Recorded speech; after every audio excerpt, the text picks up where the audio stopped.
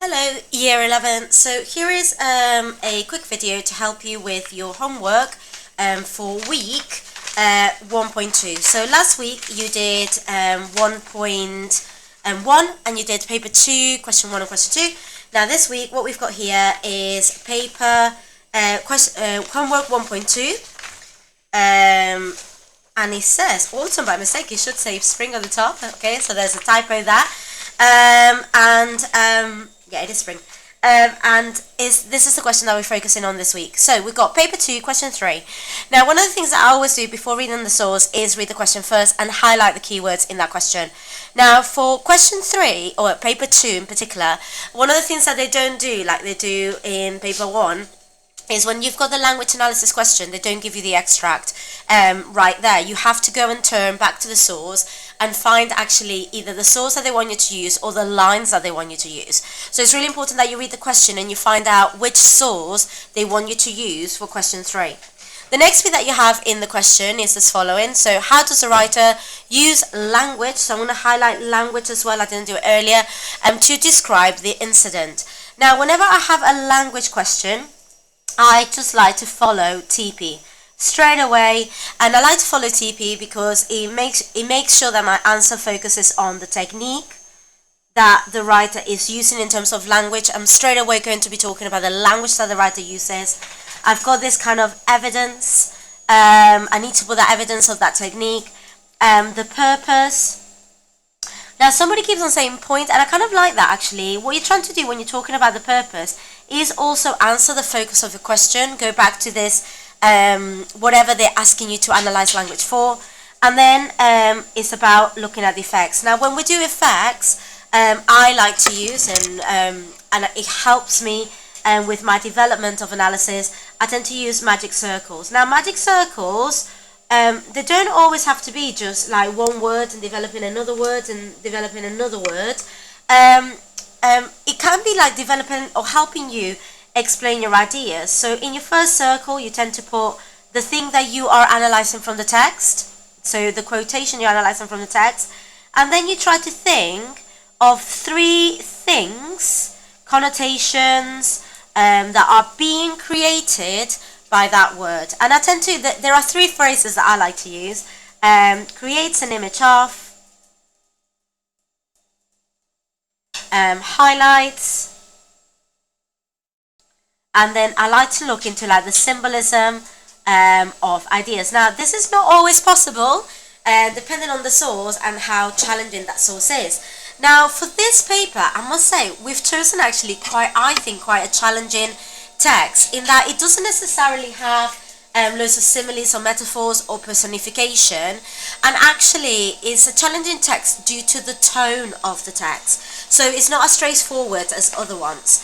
So I'm going to turn to source A, okay, and source A is here, is the letter that was published. I'm just going to highlight this because it might give me a bit more background. So it's a letter that was published in the Times in 1850, and I've already said that the language here, the way that they express themselves, is probably quite differently to the way that we tend to express ourselves nowadays, because it's written in the 1850s. Now, in the extract, the incident is, and you should know by now because you did it for the first question, is to do with the orange boy stealing from this lady.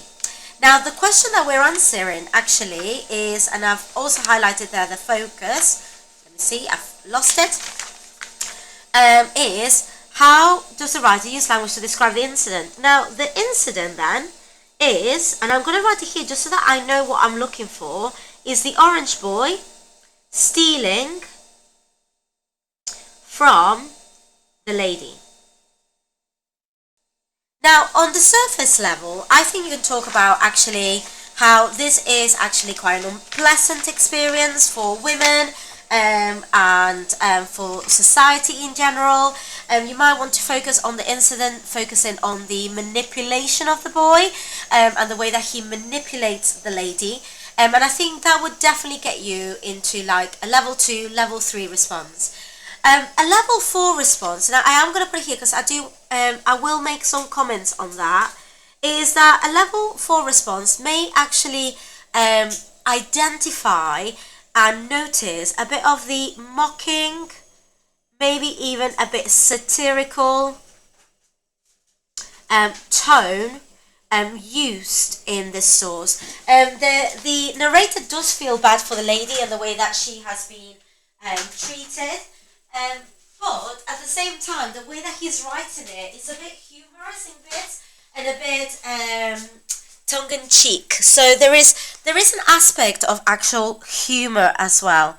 So it is a serious thing, but the way that it has been written, it doesn't necessarily. It presents the orange boy more as a nuisance rather than this ultimate menace of society. And the orange boy is actually quite endearing, I think, in bits in the way that he's pleading and being quite clever and manipulative in trying to get the young lady to give him some money.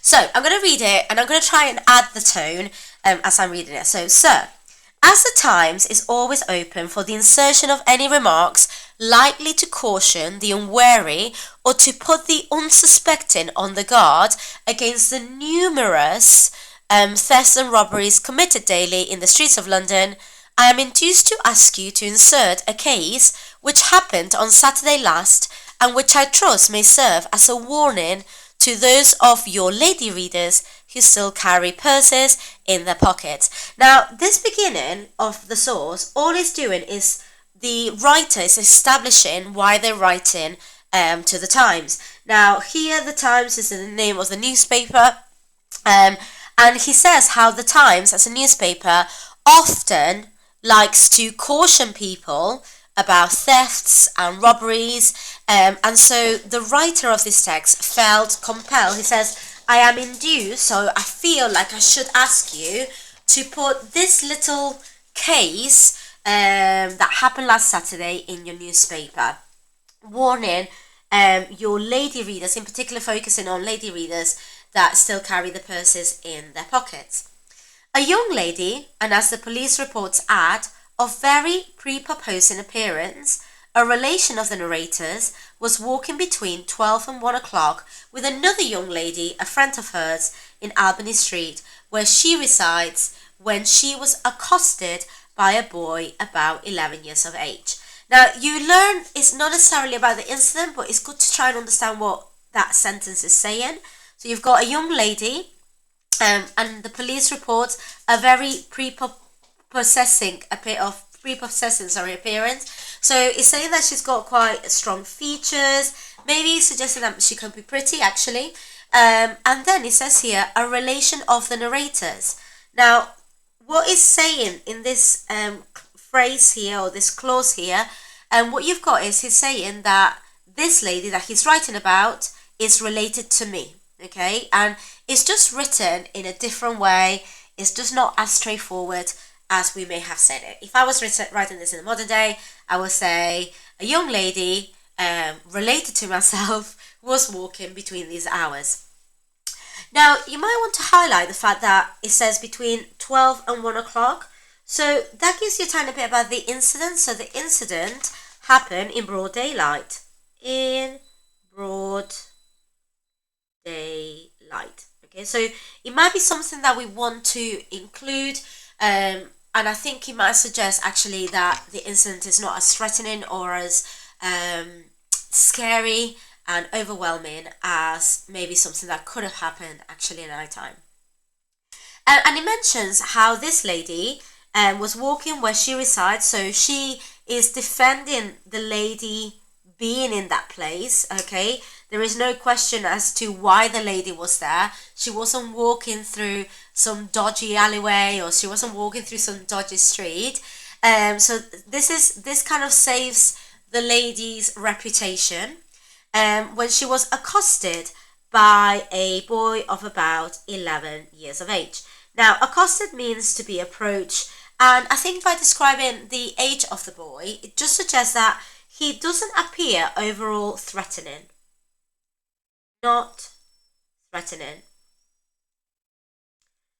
Ultimately, you have got here somebody that is young, a child. So maybe rather than threatening, more of a nuisance actually. So a bit of somebody that's a bit annoying. in general. So we haven't got some large man that's accosted this lady on the streets. He asks her in the most beseeching, so this might be something that I might want to analyse, the most beseeching tones, to buy a few oranges of a poor orphan who hadn't a bit of bread to eat. Now, one of the things that we got here in terms of the language is that the language reveals how the boy is quite manipulative,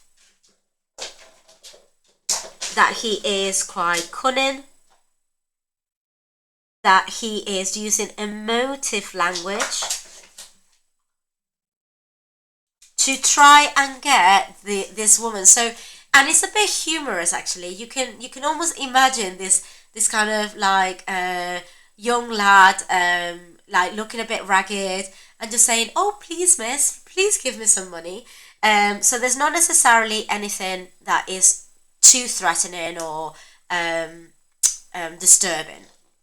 She told him to go away, but he kept alongside, imploring. So I'm going to also highlight that because I think that word goes really nicely with beseeching, assistance, and making some cutting remarks. Now here, some cutting remarks is what it means. Like, you know, like when something cuts deep, it means metaphorically, it means that it could hurt. So he's making some, again, that beseeching, imploring, cutting remarks links to this idea that he's trying to use kind of emotive language and emotive ideas to get this lady to help him. And the boy says the ingratitude of the world, so how ungrateful and unhelpful the world is in general, and of young ladies in particular. So there's almost like the boy is being a bit cheeky. He's saying the world is awful, and young ladies like yourself, you are not very nice either. And that's not a very good way of actually getting somebody to give you money. And his manner became very troublesome. Now look at this, the word troublesome. Again, this kind of suggests that he's just being a bit of a nuisance. And I suppose he does kind of acknowledge the fear that the lady could be feeling, but actually she seems to hold her ground. It says the lady threatened to give him in charge of a police and look down every area to find one. So actually that shows the girl or the lady here as being actually quite in control. Like, if you threaten someone, she clearly is not scared of this young lad, and so does feel kind of a tiny bit in charge. But there was not one even there, and the boy kept up his sweet discourse and slight pushes alternately. Now here again we've got this idea of the boy is speaking in a sweet way. Sweet discourse is kind of like the conversation. So the boy again hasn't become threatening. He continues to try to manipulate. Okay, so he didn't like tell her off or become threatening. And again, this is what I think makes the incident feel a bit more lighthearted than it is. We need to be aware of it, but it's not like some psychopath murderer that's gone around. The latter with the basket on which he carried his oranges. So clearly the boy is pushing into the lady with the basket of oranges, and again, maybe making her feel a bit uncomfortable, until the lady reached her own doorstep. It then occurred to her that in the boy's ardour, now ardour means kind of like passion, okay? So the boy's passion to sell her oranges, he might have taken her purse. Her friend thought so too. A trembling hand was inserted into the pocket, the purse was gone, and so was the lady's happiness. So again, we've got quite some nice things here. So the lady's trembling hand. Now, I think a level 2 response may just focus actually on like the fear, the anxiousness that the lady feels as she's reaching for her purse. And level 3 might push into talking about that, but then looking at the choice of language, and the lady's happiness was gone. It's almost quite dismissive, a bit comical, not taking it seriously. She flew after him. Now, like that straight away just actually creates a bit of humor. The use of the word flew, the verb, shows how reactive she is. Who knowing, and this is the comical bit, who knowing young ladies were not made for running. Like, he is mocking kind of a bit of society's expectations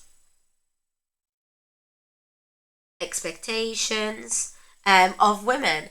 Cooley deposited his basket on the doorstep a little way off and ran away whistling. Now, like, the boy puts down the basket near some other doorway because he knows that the lady's not going to run after him. And he starts running away and he's whistling. That shows how proud he is of what he's done. Now, look at the way that the lady gets described. This brave young lady. So, again, we've got this woman that is actually not going to take this. Ran also, shouting, "Stop thief, stop thief." But the young ladies are not made for shouting, God forbid. So again, look at this. Young ladies are not made for shouting, God forbid. Adds to that humour of the situation and that desperation that the lady feels. And she looked in the firm hope that a policeman might be found, but not such luck. Now, actually, one of the things that we do get here is kind of this repetition of the lack of policemen. And that maybe is the reason, actually, why the writers maybe written this letter, that there is not enough people there to help. But not such luck. The culprit got safely off with the purse and its contents, and no kind passerby tried to help the young lady, who was thus shamefully duped and robbed. So I suppose here, I like this line here because you've got the adjectives duped and robbed, and then the word shamefully. So when you're thinking about this, could be quite hard in terms of how is the writer using language to describe the incident. This could give you a focus in terms of like the consequences of the incident as well. So how did the incident make this lady feel? And then you can actually have a few words to analyze there. Ladies, young and old, never carry your purses in your pockets. Beware of canting beggars and beggars of all sorts that infest our streets. And above all, keep. So you've got actually kind of like a string. Never carry, beware, keep a watchful eye, and give. Like, so the source ends actually with a range of imperatives to add instruction.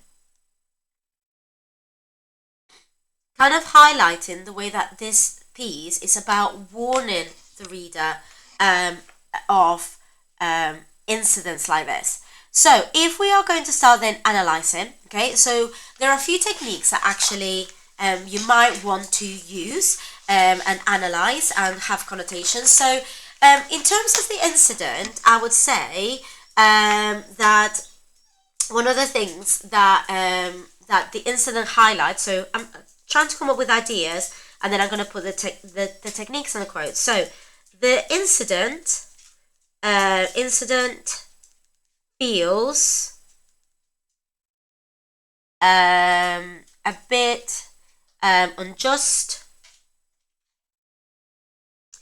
and it is about warning the readers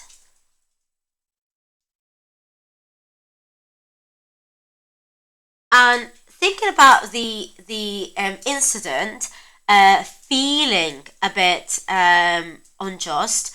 In particular, I'm gonna focus on the way that the boy is described and his actions are described. So the technique that I'm going to focus on is this idea of using the word beseeching.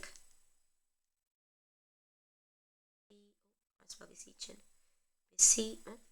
Let me try again. Beseeching. When describing beseeching tones, so I got the word tones here. Now, beseeching, in terms of like my technique, so sorry, I should have put evidence here. I want to use this bit, beseeching tones. In terms of my technique, so I've got here an adjective, okay, and that is used to show the way the boy, so my purpose, the boy is pleading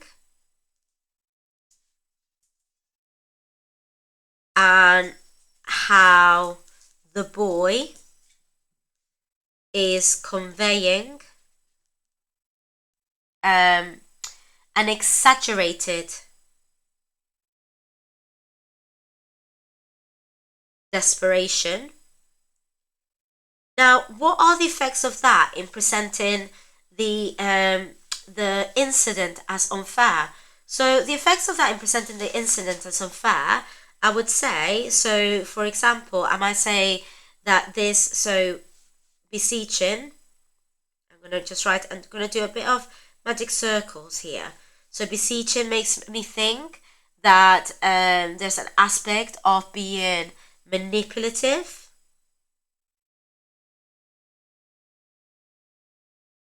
That there is an aspect of being cunning.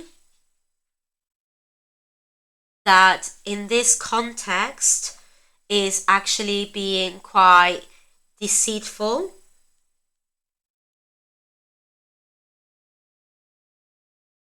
Okay, and I might what I like doing, so that then I'm not just doing like TP, but then I'm looking for another technique that also supports this. So I might look at the evidence of cutting remarks.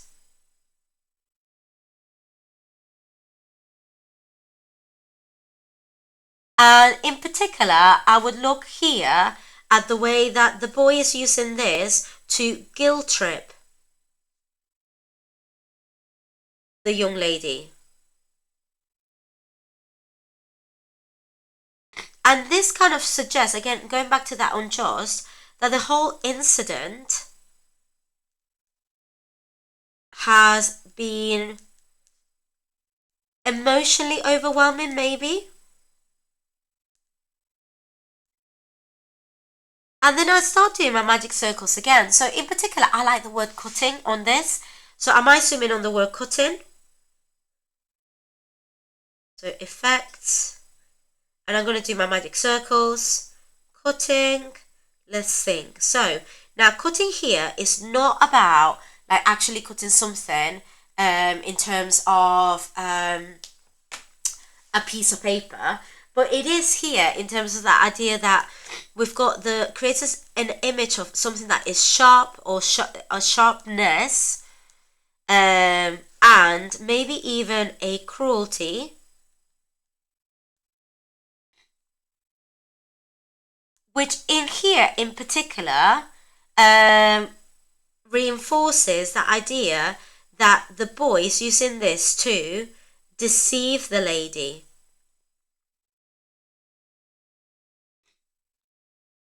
And kind of emotionally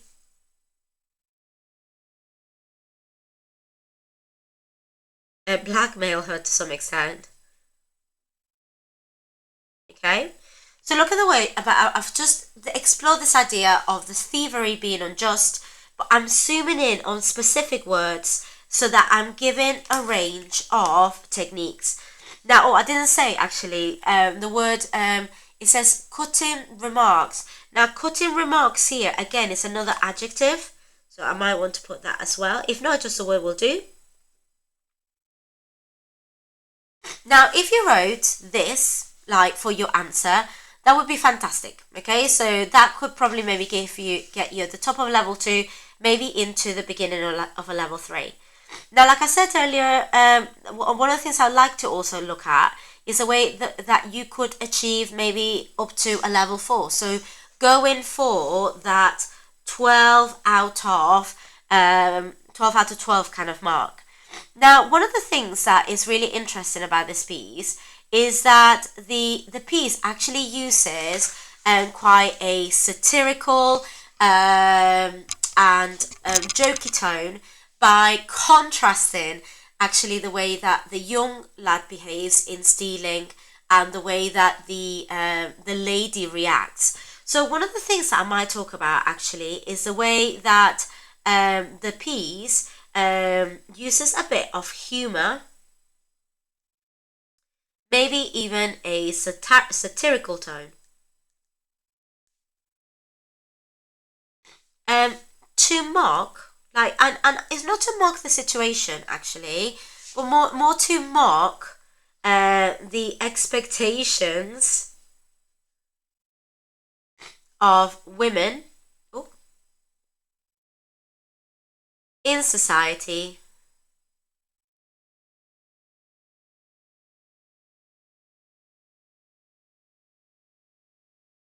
and actually how, whilst they are expected to behave, I'm going to use this word because it's very common at the moment, to behave demurely,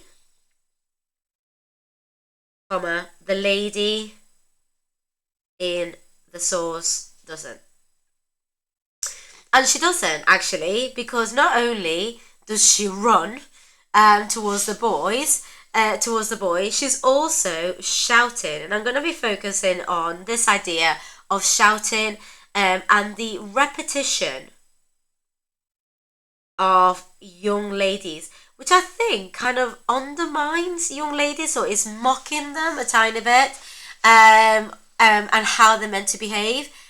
So, and how this actually, this idea of the social expectations. Now, this is why this is a level 4 response.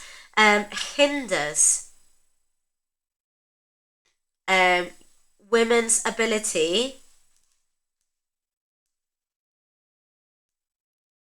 to defend themselves. We actually have quite a strong woman that challenges that boy, doesn't it? I had the quote when I was earlier looking. I said that I might talk about the way that the lady threatened the boy. So I'm going to put here, threatened the boy.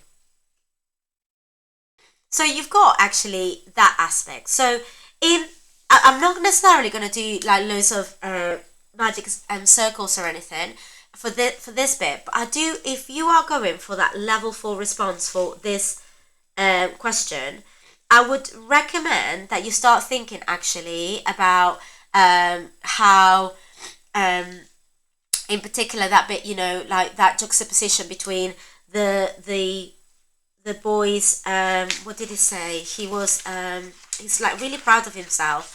Was the quote that I wanted from there?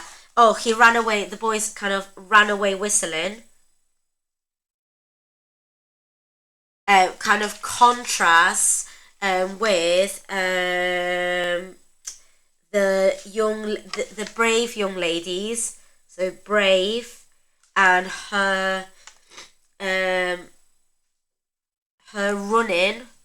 She ran, and she started shouting. Okay, and this shows actually how in the incident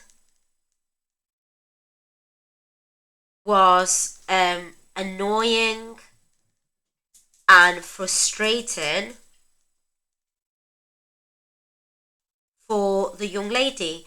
Now, I don't think that this incident is presented. Sorry, lady. It's not presented, I don't think, in like a horrible, sinister way. It's actually a bit more funny and a bit ridiculous. And I think in particular you get that towards the last bit, because actually the writer is almost like a fairy tale or a kid's tale, is using all these imperatives that are to caution the reader. Now, when you're cautioning somebody, yes, there's an aspect of fear, but there's also as well an aspect of kind of like just beware, because you don't want them to totally petrify them. So hopefully that gives you actually a bit of an idea in terms of the kind of thing that you could write. Okay, so if you've got any questions or you're struggling with your homework, please make sure that you talk to your teacher and that you try to complete these. These long pieces are very important in helping you really come up with good answers and practice for the exam. That's what I want to say. Okay, thank you, Year 11.